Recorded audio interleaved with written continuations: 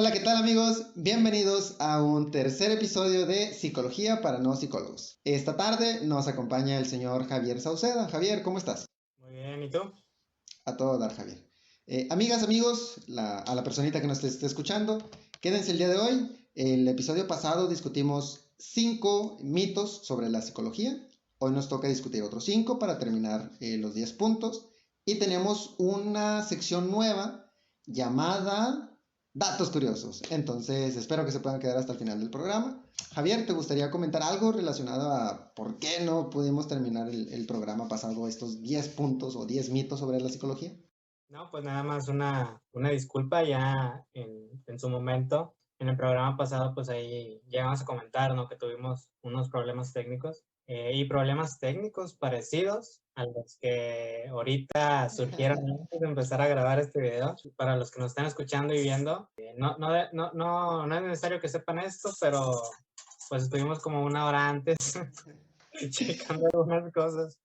Y bueno, Fíjate, eso también habla de nuestro compromiso con el audio, con el video, con cómo lo vamos a subir, con el formato. Es un show, es un mar de cositas que tenemos que ir aprendiendo, pero está muy bien ir aprendiendo nuevas cosas. sí, ahí poco a poco, digo, espero que en este programa se escuche un poco mejor el audio y ahí vamos poco a poco pues mejorando, ¿no? Javier. Bueno, vamos a darle inicio a la primera sección del programa.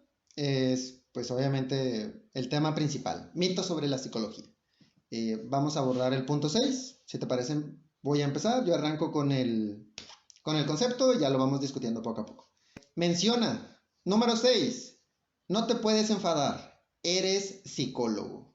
¿Qué le dices a las personas que allá afuera llegan a tener este pequeño pensamiento de, oye, es que no te puedes enfadar, se supone que estás estudiando para eso, para no enojarte, ¿cómo es posible que un psicólogo se enoje? ¿Tú qué le dirías a esta gente? Creo que hasta cierto punto hay una idea de que cuando estudias psicología o sus ramas, te puedes como que ayudar a ti mismo, o sea, como si fuera, o sea, el hecho de estudiar como si fuera autoayuda, ¿sabes? Se llega a pensar esto, que sí, al menos en algunas ramas de la psicología, sí, o al menos yo podría decir como específicamente en cognitivo-conductual, obviamente las técnicas que ellos llegan a utilizar, ellos mismos las pueden utilizar pues en su persona, ¿no? En su vida diaria. Y que al menos creo que iría como en ese sentido de hasta cierto punto como de que por detrás la pregunta sería o la idea sería de que, oye, o sea, si tú sabes cosas sobre el comportamiento y las emociones y catalogando, ¿no? El enojo como algo negativo, pues se tomaría desde ese sentido, ¿no? Oye, ¿por qué no te controlas, no? O si te enojas, significa que no tienes un buen control de emociones, no sé hasta qué punto puede llegar esa idea, pero creo que a la vez también como esa frase está un poco bañada en la cuestión de creer como que el psicólogo es perfecto, o sea, perfecto en ese sentido como de que, si sabes la respuesta o si sabes el cómo controlarte, el cómo, pues no sé hasta qué punto domar a tus emociones, o sea, que se llegue a imaginar eso, o sea, que te enojes está mal, ¿no? O sea, ¿cómo tú que eres perfecto? O sea, que eres perfecto en ese sentido, ¿no? De las emociones, del emocional, de tal vez no tomando lo que especifica esa frase. Y que pues obviamente no, o sea, en la vida diaria no ocurre.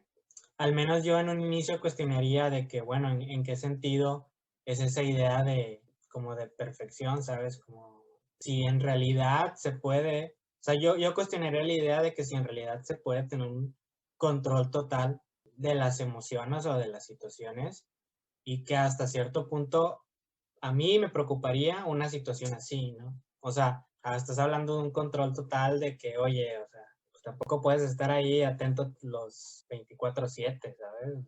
En cuanto a uno mismo. Y que hasta yo diría, bueno, puede llegar a un punto en donde hasta eso, o sea, tener control absoluto de las emociones, etcétera, etcétera, hasta para mí podría ser preocupante. Bien, yo lo veo, bueno, lo voy a repetir, no te puedes enfadar, eres psicólogo. Y yo lo veo como una situación en la cual las personas piensan que nosotros tenemos completo control sobre nuestras emociones, lo cual no es así. Obviamente todos tenemos derecho a enojarnos, es una sensación natural del cuerpo, es un sentimiento que nosotros tenemos cuando alguien nos va a golpear, o bueno, cuando alguien nos golpeó o cuando pasó una situación no favorable, obviamente me voy a enojar. Es ilógico que le digas a un psicólogo, oye, no te enojes, tú eres psicólogo, puedes controlarlo. Es como si fuéramos con el médico y le dijéramos al médico, oye, es que tú no te puedes enfermar, eres médico. De hecho, hay una broma que dicen, güey, ¿cómo que entras en depresión? Estás estudiando psicología, nada más lee tus apuntes y ya, güey. O sea, no es tan sencillo. Somos personas, tú eres persona, yo soy persona y tenemos vivencias y en esas vivencias es válido equivocarse, es válido sentir rabia, enojo, frustración y está bien chingón cuando obviamente pues sentimos alegría, pero todos tenemos derecho a, pues, a sentir las mismas sensaciones. Somos seres humanos. Atendiendo, ¿quieres agregar algo más de este tema? Y diría, digo, al menos esta cuestión de la depresión que llegaste a mencionar, me dio la idea de que si los trastornos mentales se solucionaran solamente con leer un libro, pues no habría necesidad del tratamiento, ¿sabes? O sea, de la psicoterapia. O sea, en el sentido de que lo habla, o sea, de la frase o del ejemplo que diste, o sea, de que, ok, eres psicólogo, no te puedes deprimir, o sea, lee tus apuntes. Ahí te das cuenta que, obviamente, o sea, la teoría, o sea, los libros, no sirven como modo terapéutico, porque la cuestión no está en saber o no qué te está pasando. O sea, porque uno puede leer, ¿no? Teóricamente, bueno, la depresión surge, tomando ese ejemplo, ¿no? Ujú. La depresión surge por tal causa. Y lo que le sucede a la persona es tal cosa. Y que al final de cuentas, eso a una persona no le va a servir de mucho. O sea, el saber qué lo causa y todo eso, no le va a servir de mucho porque no hay un tratamiento de por medio. O sea, solo es conocimiento y ya. Que al final de cuentas no implica pues una acción terapéutica, ¿no? Y te digo, o sea, si eso funcionara, o sea, si uno lo piensa así y el solo leer un libro, el solo leer la teoría funcionara para tratar problemas de esa índole o situaciones de esa índole, pues en realidad no tendría sentido, ¿no? Que existieran los psicólogos como quien ejerce el tratamiento o la psicoterapia. Muy cierto. Ese terapeuta obviamente funciona como vínculo entre la persona que está pasando la situación desfavorable y la misma ciencia.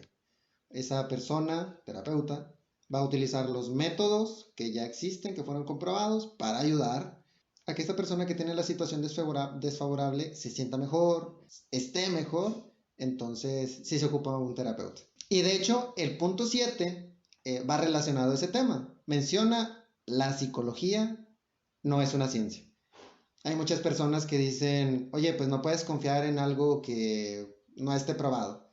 Y me gustaría arrancar yo con el punto. Este pensamiento de que la psicología no es una ciencia puede deberse a que no tiene ya 500 años de hacerse oficial la psicología o sea, una ciencia como tal. Si no, pues tiene poco. Ya ves, atendimos a Wilhelm Wundt, el episodio 1 o el 2. Fue 1790, si mal no recuerdo. O sea, tiene poco más de 200 años desde que la psicología es oficial una ciencia como tal. Y la justificación es principalmente como ciencia, te atreves a llamarle ciencia debido a que se utiliza el método científico. ¿Qué es el método científico? Es una metodología estructurada para generar conocimiento y llegar a descubrir la aplicación de este conocimiento. La ciencia nos ayuda como persona, a ti que nos estás escuchando, a nosotros, a cualquier persona, nos ayuda a entender cómo es que funciona la vida, cómo es que podemos utilizar esas herramientas para mejorar nuestra vida. Ya ves, entiendes, a los ingenieros utilizan ciencia. Los médicos, que creo que es el ejemplo más básico, utilizan ciencia. Cualquier profesión de nivel alto se ocupa ciencia para que realmente funcione y llegue a este objetivo que es favorecer la vida de las personas. La psicología también es una ciencia porque en base al método científico utilizamos información, métodos, todo lo que esté a nuestro alcance. ¿Para qué? Para favorecer la misma vida del ser humano. Entonces esta podría ser como mi justificación de por qué la psicología es ciencia. ¿Tú qué opinas del tema? En cuanto hablando concretamente de la psicología, posiblemente compartiría tu opinión, no podría decir mucho, porque precisamente desde un inicio, como me centré en psicoanálisis, realmente no sé qué ha hecho la psicología para hacer ciencia, ¿no? Dentro de mi poco conocimiento sobre eso, como que diría que sí, la psicología es una ciencia o intenta ser una ciencia. Diría, el psicoanálisis para algunos sí es una ciencia y también intenta ser una ciencia. Para mí, en lo personal, el psicoanálisis no es una ciencia, por ello no se descalifica, o sea, aún así, no, el no ser una ciencia no lo descalifica. Y en cuanto a la validez, iría más, para mí, iría más allá de si es una ciencia o no, o sea, para tener validez, ¿no? Es para un tema muy largo, pero pues hasta ahí diría esa cuestión. Digo. Muy bien, sí. Recuerdo que mencionabas que hay que entender que psicología como tal y psicoanálisis como tal son dos conceptos diferentes, hay que entenderlos de manera diferente, así que ya después tendremos la oportunidad de abordarlo en un siguiente capítulo. Vámonos con el punto 8. Te corresponde decir primero, pues, qué es lo que pasa en la mente de Javi cuando escucha la siguiente frase. Bueno, no es una frase, ahí te va el planteamiento. Dice, te encuentras con una persona de casualidad. Empiezas una conversación. De casualidad tú le dices, pues me estoy dedicando a la psicología y ¡pum! Como que algo cambia en el chip de esa persona y comienza a explicarte cuáles son los problemas que él tiene o ella tiene y te dice, oye, ¿tú qué opinas? ¿Puedes darme un diagnóstico ahorita? ¿Puedes decirme qué puedo hacer con mis problemas? ¿Tú qué le dices a ese tipo de personas? O sea, que piden un diagnóstico. Piden un diagnóstico, inclusive un tratamiento en ese pequeño lapso de tiempo. Te encontraste a un amigo en el mismo camión y en esos 10, 15 minutos que tú llegas al punto al que tú querías llegar, te dice, oye, ya te dije qué tengo, ¿cuál es tu diagnóstico? ¿Qué puedo hacer? Dame un tratamiento. ¿Qué le dices a este tipo de personas? Primeramente creo que la situación es muy común. Es muy común porque yo me he puesto de ese lado, o sea, del lado del amigo que está en una situación y que tiene un amigo profesionista, ya siendo doctor, nutriólogo, no sé, ingeniero, ¿sabes? Y que surgen ese tipo de preguntas con ese tipo de profesiones, ¿no? O sea, estás con tu amigo nutriólogo, nutrióloga y estás comiendo algo, te entra la duda y le dices, oye, si me como a ver tal esta cosa de que engordaré, o si compenso esta tal cosa de que mira mejor mi cuerpo, o con el amigo doctor de que, oye, mira, o sea, hasta casi parecido más con el doctor, ¿no? De que, oye, a ver, siento estas molestias, ¿no? De que recetame un medicamento, o dime qué puedo comprar, o, ¿sabes? Y que siento en ese mismo sentido, pues también se ve muy común, o sea, con un amigo psicólogo, ¿no? O sea, uno como externo a la psicología podría decir, pues es la misma situación, ¿no? O sea, es la misma situación, pondría o sea, uno aparte pondría al psicólogo en la misma posición que los demás profesionales, ¿no? O sea, una pregunta sencilla, cualquiera, que al menos para los otros profesionales, creo, a cierto punto, no habría ningún problema. Bueno, obviamente sí, en el sentido de que, pues obviamente el médico, o sea, no te va a ir a recetar ahí luego, ¿no? O sea, o posiblemente sí, pero te va a decir, a ver, platícame más, ¿no? O sea, de tu sintomatología y te va a cobrar por ello, bueno, o Sí, menos, tal vez, claro, claro. por amigo. Igual nutriólogo. Aquí tal vez con el psicólogo, creo que ocurren dos cosas. Una, no es el momento, o sea, no es como que la situación, no es el contexto adecuado, ¿sabes? O sea, decírselo a tu amigo en plena peda, preguntarle, ¿no? De que, oye, ¿qué tengo? Ayúdame, dame un consejo, o sea, desde tú como psicólogo, porque pues es muy diferente un consejo desde la psicología o el psicoanálisis en mi caso, que un consejo como amigo. Entonces, o que estás en el camión y sabes y te empieza a contar las cosas o no sé, o en el trabajo, etcétera, etcétera.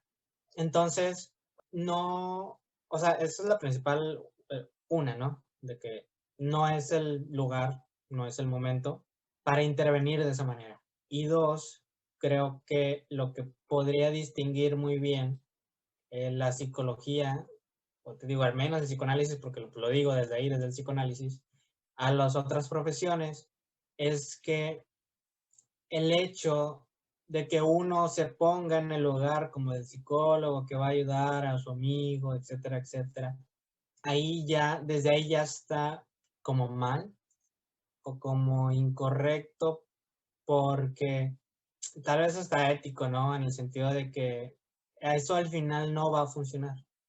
No va a funcionar en la parte de, o sea, como no es el momento, ni el lugar, ni la situación, mucho menos es la persona.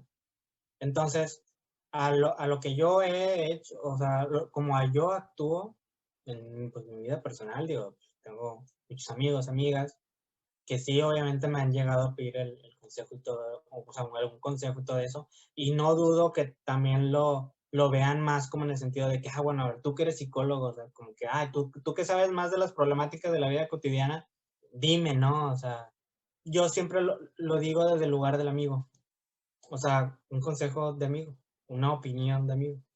¿Por qué? Porque pues no se compara, o sea, con un tratamiento y aparte el decir algo así al chilazo, o sea, al momento, como un diagnóstico al momento o un, no sé, un consejo desde la psicología, no sé cómo lo quieran ver, ahí al instante, o sea, como que no, o sea, principalmente ni va a haber como un seguimiento, ¿no? O sea, va a ser un consejo de que, ah, le vas a decir un día y tal vez te vuelvo a platicar del problema un mes después, ¿sabes? O sea, bueno, nada más es porque, o sea, para una situación super X, ¿sabes? Entonces, si en dado caso yo opino, es desde el lugar del amigo, o sea, o del compañero, o del conocido, y lo hago más, pues, de mí, o sea, de mi persona, y no de como de la teoría, ¿sabes?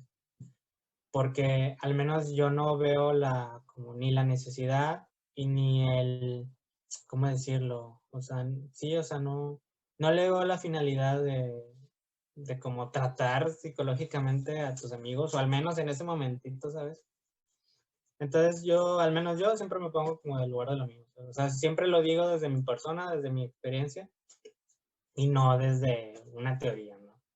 Fíjate que es pues una excelente referencia, una muy buena manera de verlo, entender que pues lo vamos a expresar desde un lugar de amigo, porque para poder expresarlo desde el rol del profesional terapeuta, pues es necesario un contexto, un espacio físico dedicado a la terapia y muchísimo más tiempo que solamente 5 o 10 minutos que vas a estar ahí con esta persona. Necesitas un tratamiento. Y aparte que, o sea, siempre lo decimos como que chusco en broma, porque sí este tema o esta situación se ve y se habla mucho durante la carrera. Entonces, hasta de broma y no, siempre como que concluimos diciendo de que, y es que nosotros cobramos, ¿sabes? O sea, y con el amigo no le vas a cobrar, ¿sabes? O sea, es como de que, a ver, tu amigo me dices, dame un consejo, dame un diagnóstico, tal vez lo primero, te digo, como en broma, en sentido de broma, se diría, oye, pero pues yo cobro por eso. Claro, pues obviamente es nuestra profesión. Buscamos aplicar correctamente el método, pues para tener pues nuestros honorarios. Al final del día, pues es nuestro trabajo, a eso nos dedicamos. A mí me gustaría aportar desde una perspectiva un poquito no tan enfocada a la ciencia o a la terapia como tal. Me gustaría ponerles un ejemplo. Yo estoy saliendo con una chica, esta chica me gusta bastante. Y resulta que yo le tengo muchísima confianza, nos llevamos muy bien, tenemos muchísimas cosas en común. Y yo le mando audios de que, nada, pues es que, ¿qué opinas de esto? ¿Qué opinas de otro? Pues una charla común entre un hombre y una mujer, o vámonos más abiertamente, entre dos personas que se quieren, que tienen aprecio por ellos. yo le llego a decir de repente algún tipo de comentario, no lo sé, mamoncillo, en forma de chiste, o inclusive llego a decir maldiciones para expresar que estoy enojado. Ya ves que ahorita decíamos que estar enojado es válido. Y ya en total estoy platicando con ella y digo, oye, imagínate que le digo, oye, estás bien bonita, chingada madre, estás bien bonita. Y se lo mando y pues obviamente a ella a lo mejor le va a agradar. Pero ahora imagina que la tenga conectada, o sea, tenga conectado su celular a las bocinas y ¡pum! Ya lo escuchó su hermanito, su mamá, su papá, el perro, el vecino, ese mensaje mío. Entonces, me gustaría hacer esta distinción de el respeto y la confianza. Hay suficiente confianza con esta pareja con la que yo estoy saliendo para mandarle este tipo de audios. Pero yo le merezco un respeto a su mamá, a su papá, a sus hermanos, al vecino, porque el día de mañana no me puedo acercar con su mamá y decirle, ¿qué onda, doña? ¿Cómo está? No, porque esa señora merece un respeto de mi parte, pero tengo confianza con mi amiga.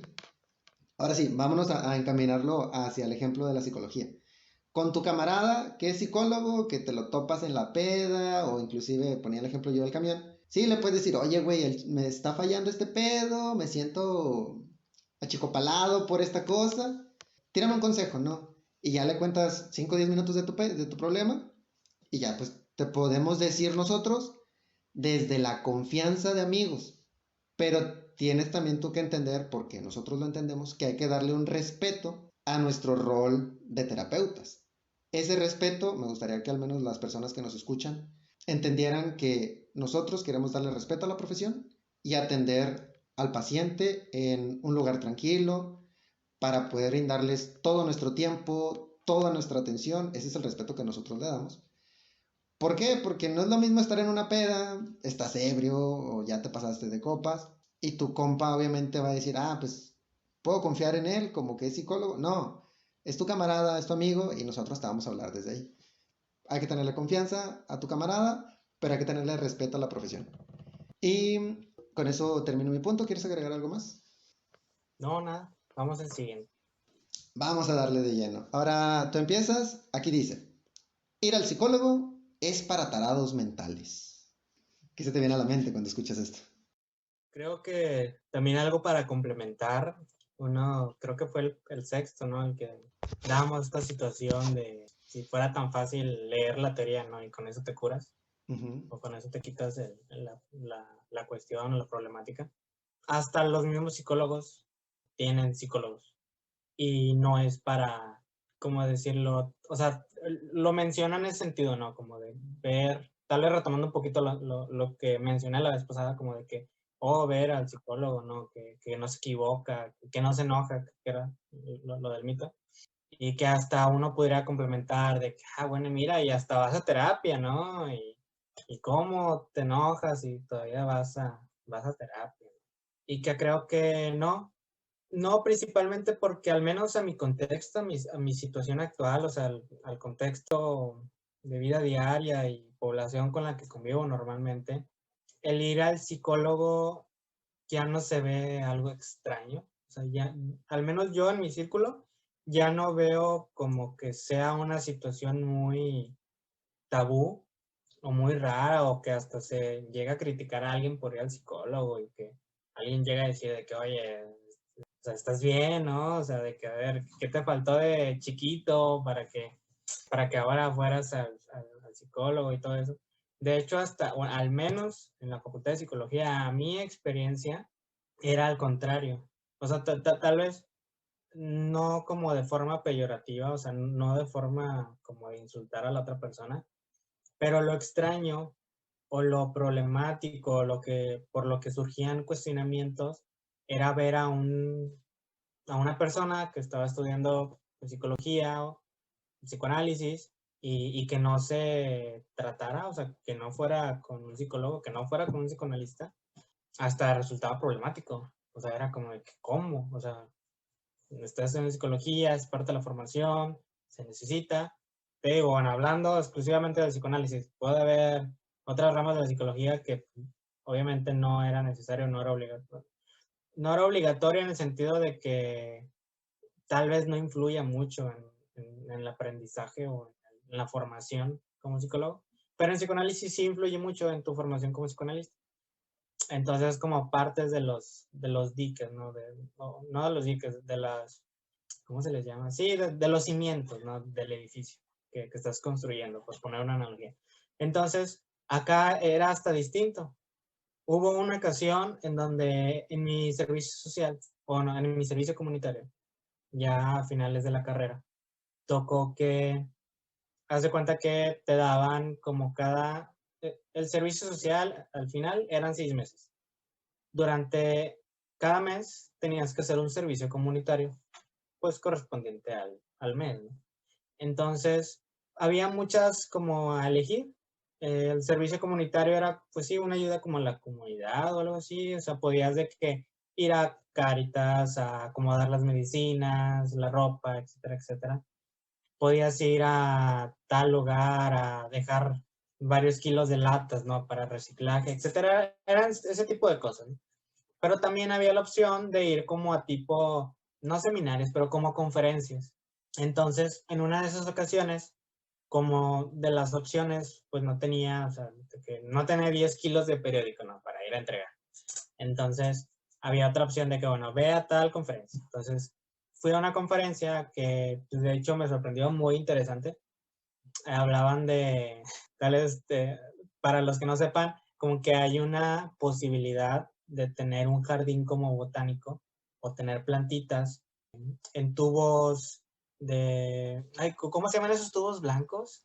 Que, ¿Tubos de PVC? ándale, esos, que puedes hacer, o sea, hasta con un motor de pecera, ¿no? Puedes hacer un ciclo de agua y no, o sea, o sea, como en tu casa, ¿no? Poder tener tu siembra en tu casa, o sea, en la ciudad. Muy interesante. Entonces, ahí llegaron, no me acuerdo ni por qué, llegaron a preguntar como de que, ¿y quién de ustedes va al psicólogo? Creo que fue al final, o no me acuerdo por qué surgió la situación, ya era parte de la conferencia. Entonces, obviamente todos los que íbamos ahí, pues éramos todos los que habíamos inscrito esa conferencia del servicio comunitario. Y los que hacen el servicio comunitario son todos los alumnos de la universidad. O sea, eran de muchas facultades los que estaban ahí. Y muy pocos levantaron la mano de que habían ido a un psicólogo o estaban yendo a un psicólogo. No Entonces, manches. entonces o sea, al menos a mí me sorprendió, te digo, porque en psicología, te digo, lo extraño o lo normal era quien no iba al psicólogo.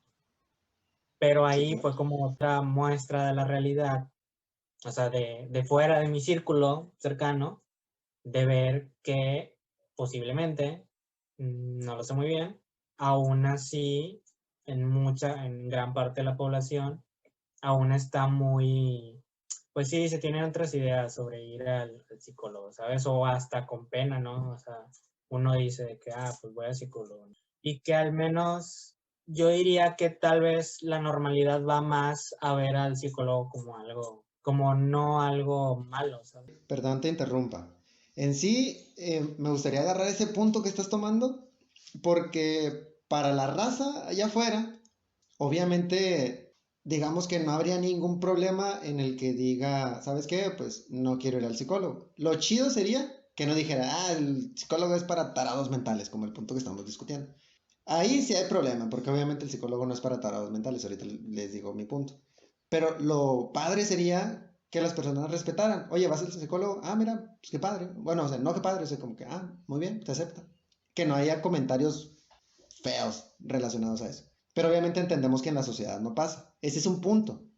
El otro punto es, como estudiante de psicología, a huevo que debes de tener un proceso de terapia, sí o sí, sería lo ideal, porque para esto te vas a dedicar. Debes de entender cómo funciona, debes de ir con obviamente un terapeuta a que primero pues analices tu situación y en segundo para que tengas esta experiencia de alguien que ya tiene experiencia. O sea, es un preámbulo excelente antes de graduarte. Y bueno, pues en mi caso yo estoy tomando terapia, es con pues sí, con una terapeuta, me tiene muchísima paciencia, obviamente pues cada quien tiene su proceso, pero yo soy tan, en su momento les diré, pero sí, es muy buena terapeuta. Y pues ese es el consejo. Bueno, no es consejo, es como que, güey, ya estás en la universidad, estás estudiando psicología, inicia tu proceso, entre más rápido, muchísimo mejor. ¿Tú qué opinas de eso? Y que creo que, digo, recordando sobre el mito, en muchas ocasiones se puede plantear tal vez el principal comentario agresivo, hiriente, es el como, o sea, eso es para débiles, ¿no? O sea, el ir al psicólogo es, o sea, estás mal, ¿no? Es como alerta de algo malo, ¿no? Que debería ser lo contrario. O sea, al menos a mi punto de vista, ¿no? Porque sería como enojarse o enfadarse o angustiarse por ver que una persona, un amigo, un conocido está tomando medicamento para su enfermedad. Y que creo que, o sea, el ir al psicólogo o el ir con el analista podría verse hasta como con la medicina, ¿no? O sea, como de que, mira, ya te estás tomando un medicamento, mira, ya estás yendo con el psicólogo, ya estás yendo con tu psicoanalista. De que, pues, mucho mejor, ¿no? Pues ya te estás tratando, ya estás haciendo algo para Exacto. moverte del lugar, solucionar tus problemas, etcétera, etcétera. Y que al menos esa cuestión de, pues sí, como orgullo, o decir, o sea, yo no voy porque no, yo puedo con mis cosas. Me recuerda mucho a un dato, que espero que no sean de los datos que traes curiosos para ahorita al final de No, estos no, no, minutos. no. Bueno, espero que no. Esperemos que no. A ver, lo voy a decir. Vale. La cuestión del suicidio de hombres y mujeres. No, no, no, no tiene nada que ver con mis tres datos. Según los datos, o sea, nada más como dato entre paréntesis, y que creo que tiene relación a lo que estamos hablando de la cuestión de, bueno, de lo que estoy hablando, de la cuestión del orgullo, esas creencias de cuando uno va al psicólogo. La estadística demuestra que entre hombres y mujeres, en cuestión de suicidio, o sea, de personas que cometen el acto, o sea, aclaro esto porque no solamente las ideas, sino que, o sea, lo intentan, ¿no? Las mujeres fallan más en el proceso que los hombres. Entonces, hay más mujeres con pensamiento suicida que hombres porque, por decirlo así, las mujeres fallan más en suicidarse que los hombres. O sea, hay menor cantidad de hombres que tienen pensamientos suicidas o se intentan suicidar, pero esa poca cantidad logra suicidarse. Y con las mujeres hay más cantidad con síntomas de ideas suicidas o de intentos, pero son pocas la cantidad que llega a cometerlo a comparación de los hombres. ¿Y a qué voy con esto? Porque a primera vista uno podría pensar de que, bueno, es que tal vez los hombres, no sé, o sea, se podrá decir de que, bueno, es que tal vez los hombres lo logran cometer por tal cosa. O sea, no sé, tienen, no sé, más fuerza, o tienen mejores ideas para suicidarse, no sé, o que se callan, no sé. Y que la cuestión va más porque algo que contemplaron o no en este estudio era que posiblemente se tenía una baja cantidad de muestra de hombres que tenían, o sea, un intento suicida, porque a comparación de las mujeres, muy pocos hombres van a terapia. Entonces, como muy pocos hombres se registraron o se tiene registro de que tienen ideación suicida o que lo cometieron, precisamente por eso o sea, es como una explicación, ¿no? O sea, una posible explicación de, tal vez por eso la gran diferencia, ¿no? De que, más mujeres, o sea, es que se podría tal vez quedar en el error de decir de que, sí, las mujeres son más depresivas que los hombres, pero a esto voy, de que es que tal vez posiblemente es la cuestión de que hay pocos hombres que van a tratamiento y que posiblemente sea cuestión de orgullo, cuestión de, no sé, o sea, de pensamientos de nuestra cultura que hacen que el hombre hable menos o busque ayuda menos que las mujeres. Y bueno, ¿y por qué se me vino esto? Por la cuestión de estar relacionado con el orgullo, ¿no? O de que, sí, si voy al psicólogo significa que yo no puedo con mis problemas, ¿no? Y ¿qué es esto de no poder con mis problemas? De que pues no soy capaz. Y eso me pega en el orgullo. O pensarlo de esa manera, ¿no? Mi punto, o bueno, me gustaría tomar mucho este punto que tú mencionas de entre la diferencia entre hombres y mujeres, Hay un libro muy bueno, buenísimo, a mí me encantó cuando lo leí y que recomiendo que toda la persona que esté escuchando esto lo lea alguna vez. El libro se llama Los hombres son de Marte, las mujeres de Venus. No sé si lo has leído, pero está buenísimo. Es un libro como, sí, podrías llegar a pensar, nada, es para adolescentes o para niñas de secundaria. Güey, pero está muy bueno, al menos es una teoría buenísima, porque parte diciendo que los hombres son de Marte, las mujeres de Venus, y que todas las respuestas vienen a esa misma conclusión, de que tenemos naturalezas diferentes y por eso pues cada quien se comporta de manera diferente. Y tú mencionas, las mujeres van más al psicólogo que los hombres. Y desafortunadamente los hombres, cuando se quieren suicidar, lo logran. Y digo desafortunadamente, porque cada número pues es doloroso para los familiares. Entonces, descubrí también que te encanta platicar del tema del suicidio, lo podemos abordar en otro siguiente capítulo. Para serle fiel al programa, aparece punto 9, ir al psicólogo es para tarados mentales. Mi aportación o mi comentario del tema es que por favor, te saques esa idea de la cabeza. Y si escuchas a alguien decir, pinche, ir al psicólogo es para los locos, para los mensos, para los débiles. No, no es así. Ir al psicólogo se recomienda para las personas que tienen alguna situación de conflicto. Tú, yo, tus familiares, tus amigos, todos pueden llegar a tener una situación de conflicto porque vivimos en la misma sociedad. Entonces, no critiques, no juzgues a las personas que te digan, oye, voy a ir al psicólogo. Es como que, pues, apóyalo, aliéntalo, dile, oye, qué padre que ya te estés tratando como tú lo mencionas, que ya estés en un tratamiento para mejorar. ¿Por qué no piensa lo mismo la sociedad de las personas que van al médico? Alguien dice, no, pues tengo que ir al doctor. Pues, o sea, qué padre, ¿no? O sea, que ya te acercas para que te dé medicina, pues para que te cures de lo que traes. Es igual. Oye, ya voy a ir al psicólogo. Oye, estoy yendo con el psicólogo. Mira, qué padre, y ya te estás tratando. Desde ahí, pues utilizando ese punto, no hay que juzgar a las personas que van al psicólogo. No es para tarados mentales, es para personas que tienen condiciones desfavorables. Pueden ser psicológicas, pueden ser neuropsicológicas, pero en sí son condiciones desfavorables y hay que apoyarlos. ¿Quieres agregar algo de esto o nos vamos al punto 10? Al siguiente. Ya está. Dice, el otro día tuve un sueño. Te dice el sueño y te pregunta, ¿qué significa? O sea, principalmente como si nosotros fuéramos diccionarios que sabemos los significados de absolutamente todos los sueños.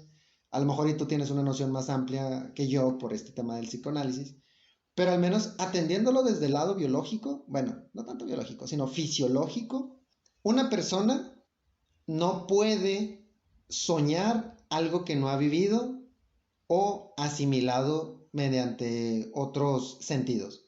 Les pongo un ejemplo. Tú en el dado caso de que hayas soñado que vas volando como Superman y tienes una capa color rojo y vas en el cielo, bueno, esa imagen se dibuja en tu cerebro porque tú ya la viste. O inclusive, si eres ciego, puedes llegar a tener pensamientos como sueño, pero que no tengan nada que ver con imágenes.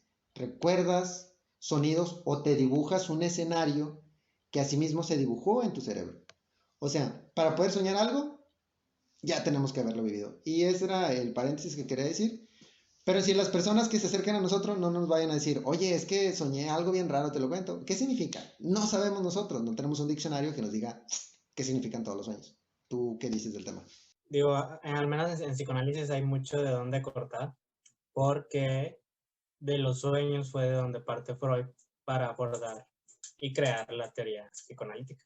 De Ok. hecho, él tiene pues un libro que se llama La interpretación de los sueños, en donde aborda esta cuestión. Freud lo que hace en un inicio es darle oportunidad, darle atención, darle un estudio a aquello que las personas descatalogaban como cuestiones importantes, que fueron los sueños, los chistes, los lapsus, que son los errores, o sea, equivocaciones en el habla, olvidos de nombres, olvidos de cosas, que uno podría decir de que, pues es que esas cuestiones, o sea, todos soñamos, o sea, soñarnos de locos, por dar un extremo, ¿no? O sea, como de normalidad a anormalidad, ¿no? O sea, tanto, si lo medimos en ese punto, o sea, tan clasificatorio, tanto normales como anormales sueñan.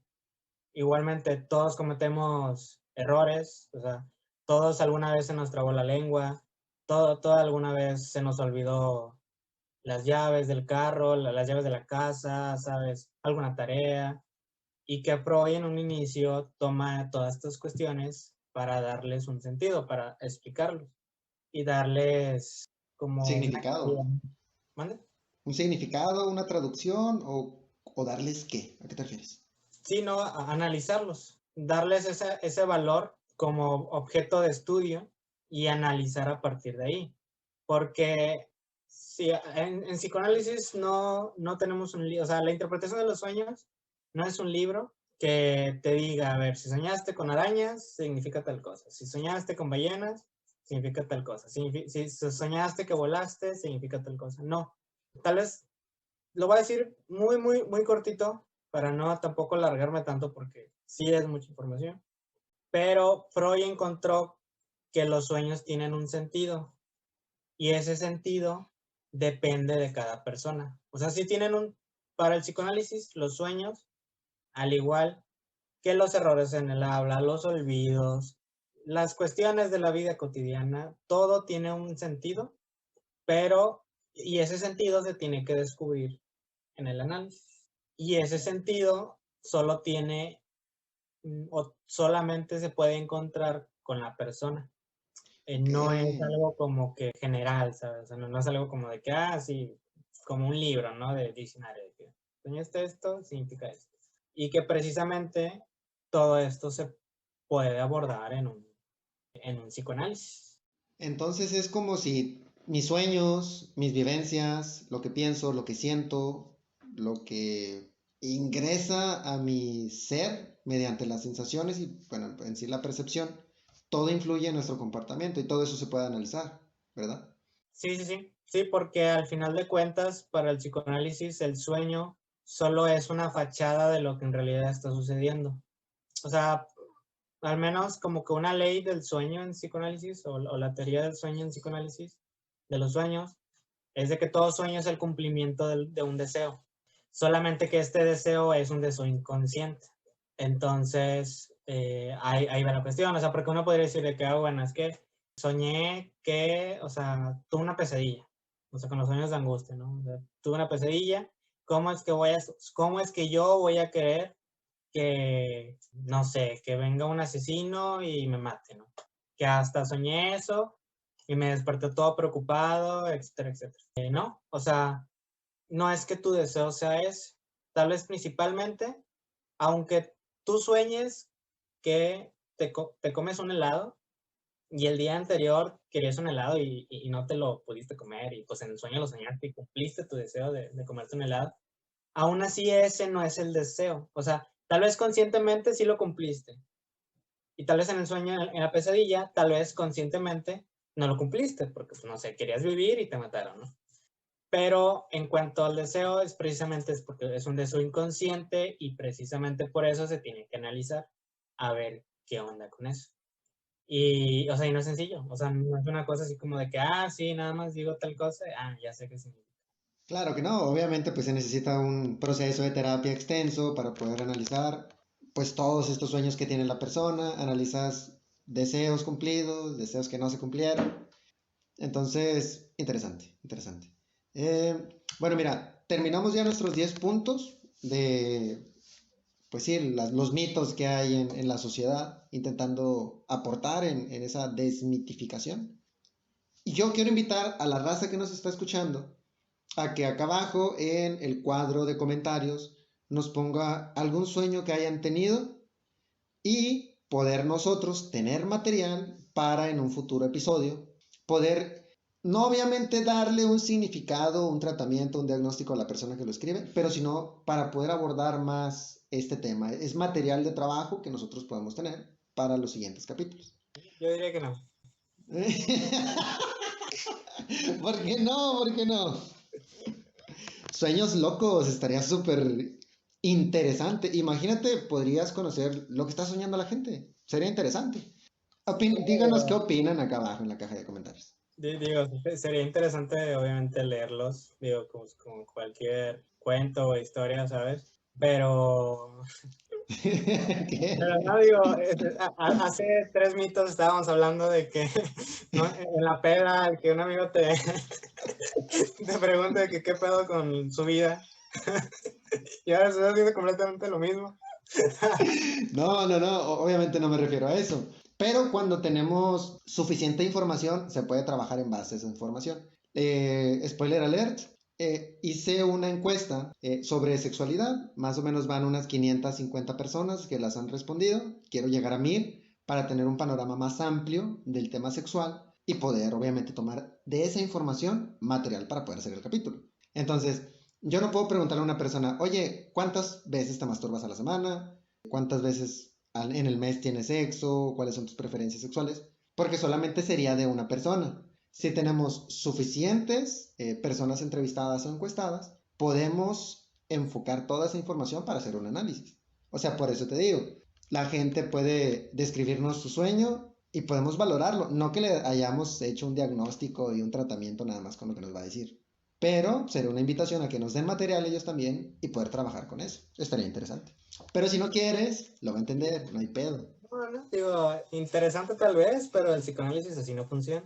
Ok, ok. Bueno, sería más como datos curiosos relacionados a los sueños. No tendría nada que ver con una terapia psicoanalítica. ¿Qué, güey? Bueno, ahí te va. Digamos, Terminamos. Ya está. Terminamos nuestras 10 frases o pensamientos que tiene la sociedad relacionada a la psicología o psicoanálisis. Entonces, vámonos a esta nueva sección llamada Datos Curiosos. Amigos, hasta aquí el tercer episodio porque nos extendimos bastante. Dejamos en el cuarto episodio los datos curiosos. Les mandamos un abrazo.